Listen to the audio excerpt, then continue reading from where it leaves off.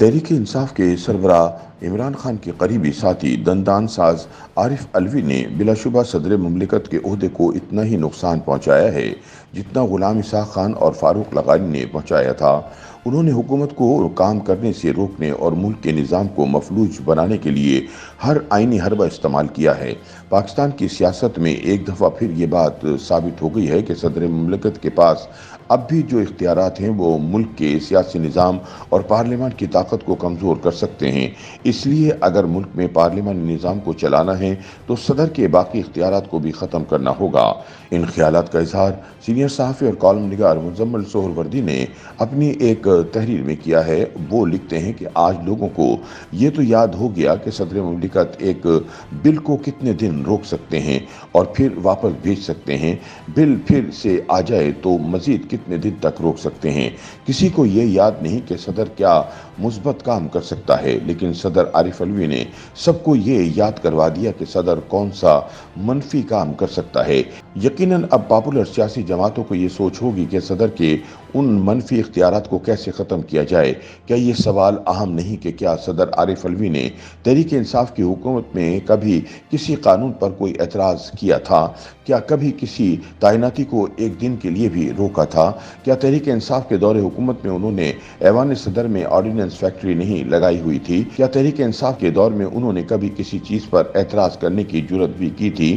بلکہ انہوں نے کپتان کے کہنے پر غیر آئینی طور پر پارلیمان توڑ دی تھی، حالانکہ بطور صدر مملکت انہیں علم تھا کہ تحریک عدم اعتماد پیش ہونے کے بعد وزیر اعظم اسمبلی نہیں توڑ سکتا، لیکن انہوں نے کپتان کے غیر آئینی اقدام کی بھی توثیق کر دی۔ مزمل سہروردی کہتے ہیں کہ جو کردار آج عارف علوی ادا کر رہے ہیں، ایسا کردار وہ کپتان کی حکومت میں ادا نہیں کر رہے تھے۔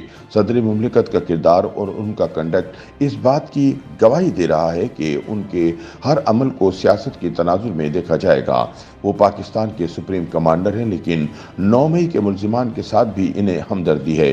ان کی سہولت کے لیے بھی وہ جو کچھ کر سکتے ہیں وہ کر رہے ہیں اور آئینی طور پر اداروں کے محافظ بھی ہیں، لیکن اداروں کے خلاف مہم روکنے میں ان کا کوئی کردار نہیں۔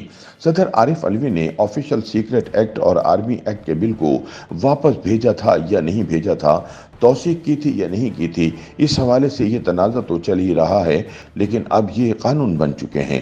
اب ان کو ختم کرنے کے لیے واحد راستہ سپریم کورٹ ہی ہے۔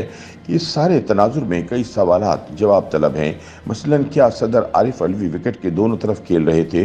کیا انہوں نے جانے کا فیصلہ کر لیا ہے اور جاتے جاتے وہ سیاسی شہید بننا چاہتے ہیں؟ کیا وہ واقعی سیاسی شہید بن جائیں گے؟ کیا وہ مستعفی ہونے جا رہے ہیں یا وہ اپنی مدت پوری ہونے پر گھر جائیں گے؟ کیا وہ اپنی مدت پوری ہونے کے بعد بھی صدر رہیں گے؟ یہ سب سوال کوئی اہم نہیں ہیں۔ اہم بات یہ ہے کہ صدر مملکت کے اختیارات اب بھی ملک کے سیاسی نظام اور پارلیمان کی طاقت کو کمزور کر سکتے ہیں۔ مزمل سہروردی کے مطابق اطلاعات یہ ہیں کہ اب صدر مملکت کے باقی اختیارات کو بھی ختم کرنے کے بارے میں بات چیت شروع ہو گئی ہے۔ جیسے پہلے اختیارات ختم کیے گئے تھے، اب باقی اختیارات بھی ختم ہو جائیں گے۔ جیسے 58(2)B کے معاملے پر ہم اس نتیجے پر پہنچ گئے تھے کہ اگر صدر مملکت کے پاس یہ اختیار رہتا ہے تو ملک میں جمہوری اور پارلیمانی نظام نہیں چل سکتا۔ اس لیے جمہوریت اور پارلیمانی نظام کی بقا کے لیے ضروری ہے کہ صدر کے اسمبلی توڑنے کے اختیار کو ختم کیا جائے۔ اس کے بعد پارلیمان نے اپنی مدت پوری کرنی شروع کر دی ہے۔ بے شک وزیر اعظم گھر چلا جائے، لیکن پارلیمان اپنی مدت پوری کرتی ہے۔ کہا جا سکتا ہے کہ صدر کے اسمبلی توڑنے کے اختیار کو ختم کر کے ملک میں جمہوریت اور پارلیمنٹ مضبوط ہوئی۔ حالانکہ دنیا کے کئی ممالک میں صدر اور دیگر سربراہان کے پاس یہ اختیار موجود ہے، لیکن وہاں اس کو ایسے استعمال نہیں کیا گیا جیسے پاکستان میں بالخصوص صدر غلام اسحاق خان نے استعمال کیا۔ لوگ سوال کرنے لگے کہ یہ کیا بات ہے کہ صدر جب دل چاہے اسمبلی اور حکومت کو گھر بھیج دے۔ پاکستان میں اس اختیار کے غلط استعمال کو ختم کرنے کی نہ صرف راہ ہموار کی بلکہ ختم کروا بھی دیا۔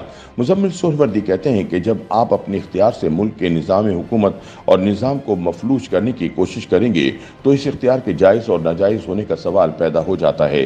اسی طرح صدر عارف علوی نے آئین میں دیے گئے اختیارات کا اتنا غلط اور ناجائز استعمال کیا کہ اب سوال پیدا ہو گیا ہے کہ صدر کے پاس جو اختیارات ہیں کیا وہ بھی ختم نہیں کر دینے چاہیے۔ पाकिस्तान के आइन में लिखा है कि सदर मुमलिकत का ओहदा एक गैर सियासी ओहदा है। आप वजीर आजम बनकर भी एक सियासी जमात के रुकन और सरबराह भी हो सकते हैं। आप सियासत कर सकते हैं, लेकिन सदर मुमलिकत होते हुए आप किसी सियासी जमात के रुकन और सरबराह नहीं हो सकते। बतौर वजीर आजम आप सियासी इज्तिमात में शिरकत कर सकते हैं, लेकिन सदर मुमलिकत होते आप सियासी इज्तिमात में शिरकत नहीं कर सकते। आइन का तकाजा है कि आप सदर मुमलिकत बनकर सियासत छोड़ दें, जैसे आप चीफ जस्टिस या जज बनकर सियासत नहीं कर सकते, आर्मी चीफ या फौज में रहकर सियासत नहीं कर सकते, ऐसे ही आप सदर बनकर सियासत नहीं कर सकते। सदर को तमाम इख्तियारात यही समझ कर दिए गए हैं कि सदर मुमलिकत एक गैर सियासी इंसान है, लेकिन सदर आरिफ अलवी आइन की इस रूह को बरकरार नहीं रख सके। मुजम्मिल सोहरवर्दी के मुताबिक आज सवाल ये पैदा हो गया है कि अगर हुकूमत की मुखालिफ सियासी जमात कारकुन मुल्क का सदर बन जाए तो वो मुल्क को कैसे नाकाम कर सकता है। वो हुकूमत को काम करने से रोकने के लिए क्या आईनी हरबे इस्तेमाल कर सकता है। वो किस किस अहम तैनाती को कितने दिन तक रोक कर मुल्क के निज़ाम को मफलूज कर सकता है। काश सदर आरिफ अलवी सियासत न करते। उन्होंने सदर के ओहदे को दोबारा मुतनाज़ा बनाकर इसे कमज़ोर करने के लिए राह हमवार की। ये एक अफसोसनाक बात है। इख्तियारात का गलत इस्तेमाल उनको ख़त्म करने की राह हमवार करता है। यही हकीकत है।